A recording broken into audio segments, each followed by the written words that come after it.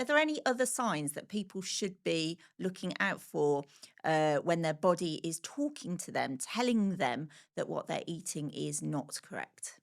So, our stools, poos, our stools, whatever makes you feel most comfortable to talk about it. So, first of all, you need to feel comfortable talking about it. Start worrying a little bit more if you look down and they are floating. You definitely don't want them to float because that means you're not absorbing your fat soluble nutrients, and they are your A, D, E, and K. A is for eyesight, D is for bones, E is an antioxidant, K is for your gut health. You know, if your stool is floating and you are eating a lot of fat, then you might have an issue to think about with your production of bile and therefore what's happening with your gallbladder.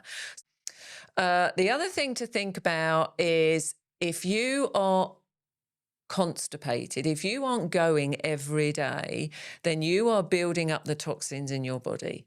So you need to then be thinking about how can I encourage myself to go every day? The thing I learned was that your body gives you the signal to have a bowel movement only 6 times a day.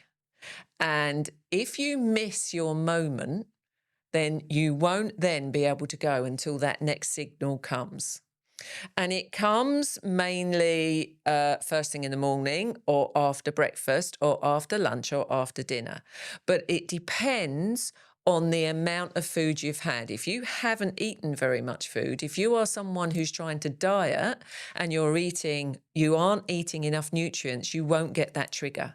So you can be trying to lose weight but being constipated because you are not eating enough food. And that is one of the big problems that we see with people who are trying to do a low calorie diet or a low fat diet is they're just not eating enough food. Yeah. And therefore they then get constipated. They're then carrying more toxins in their body. And when you carry toxins, they're stored in your fat cells and your body won't allow you to lose weight because those toxins you need to be protected from those toxins.